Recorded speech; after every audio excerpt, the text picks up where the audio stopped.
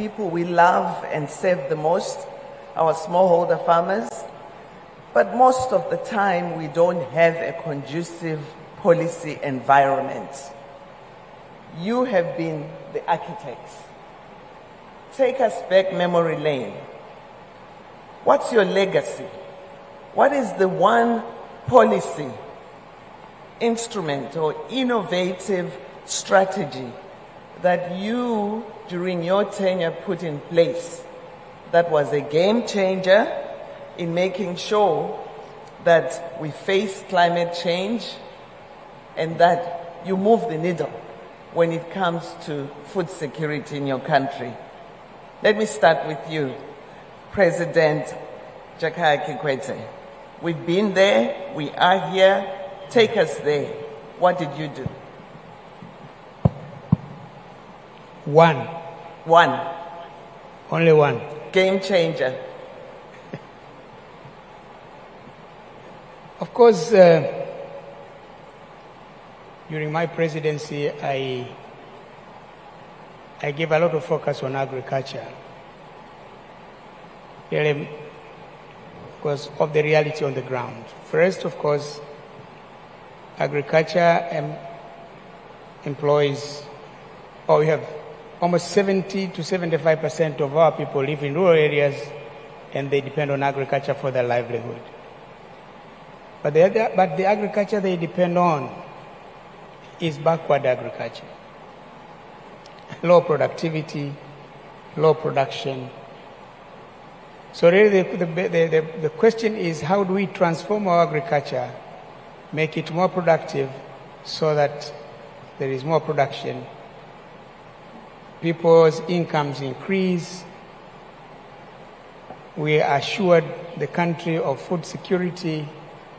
This has been the main question.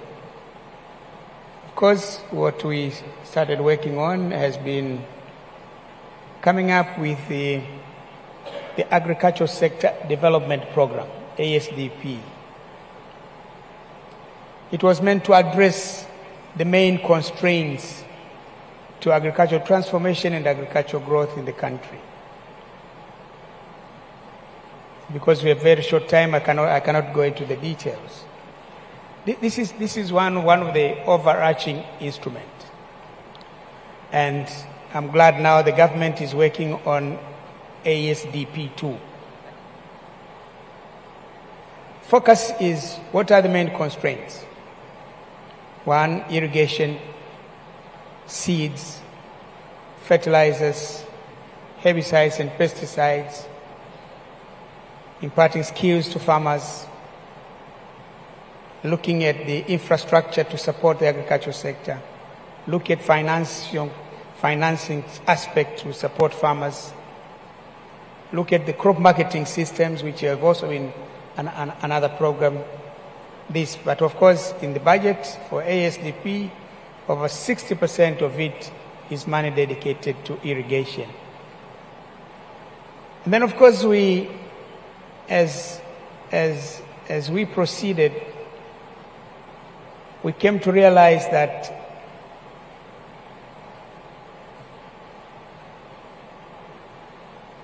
there is little involvement of the private sector in the transformation of Tanzania's agriculture. As President, I've been chairing what we call the Tanzania Business Council. In one of the meetings of the Tanzania Business Council, we discussed with the private sector, what do we do to our agriculture? And all of us agreed. That's how we came up with the phrase, Kilimo Kwanza. Yeah. That agriculture first. All of us.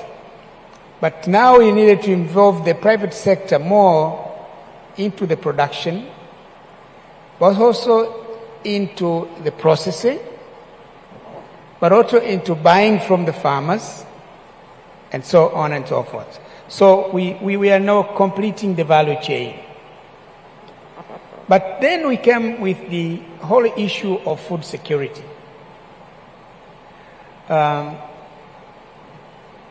We have, fortunately in Tanzania, at that time, 4 regions. Later, of course, I made them 6. 4 regions of Iringa, Mbeya, Ruvuma, and Rukwa. These are the food basket. These are the regions where we get all the maize and the rice we consume in the country. So we said, let's put our hand where our mouth is. Special focus to this.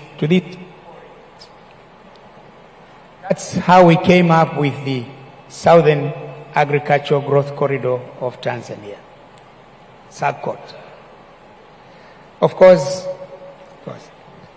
a major component here has been support farmers, and when we talk about farmers, is smallholder farmers. Because when we came up with SAGCOT, there's been a lot of misinformation, disinformation, that now is going to be land grabbing. You read in the media, the BBC, CNN, or New York Times. Well, it was a total misconception. We were really talking about how to help the smallholder farmer transform its agriculture from subsistence to a thriving business. So that's how we started with SAGCOT. We brought in also, through Kilimo Kwanza, we also involved the private sector. But the aspect of the private sector has been, let there be large-scale farmers, but with smallholder outgrowers. The large-scale farmer supporting the smallholder farmer with the necessary inputs, the technology, the technical assistance, so as to increase productivity. Of course, climate change is a factor. I can say it's real. These days, rainfall is not reliable. When I was growing up,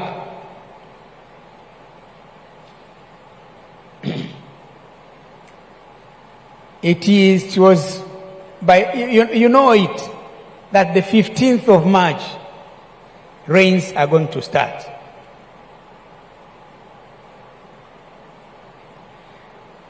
The 30th of May, the long rains are going to end. 15th of October, the short rains will start. Mid-December, the rains are going to start. These days, that is not the case. Yep. 3 years ago, I plowed 40 acres. I'm a smallholder farmer. They don't believe that. Huh? No, why? No, not because I'm president. It is true I'm a smallholder farmer. I don't have a farm of 500 acres, no. I plowed 40 acres. The rains did not come. I did not plant. And then came the next season. I planted 20 acres. Plowed 20 acres. The rains also did not come. In fact, I bought seeds from Bero Agro. I bought fertilizers ready. We started arguing with my people assisting me in the farm. Let's plant. I said, don't plant. Let's plant. Don't. I said, okay, fine. Let's go continue. Plant only 5 acres. We planted 5 acres. The rains came late. The maize crop got this level. The rains disappeared, and I lost everything. So, climate change is real. We have to invest in research.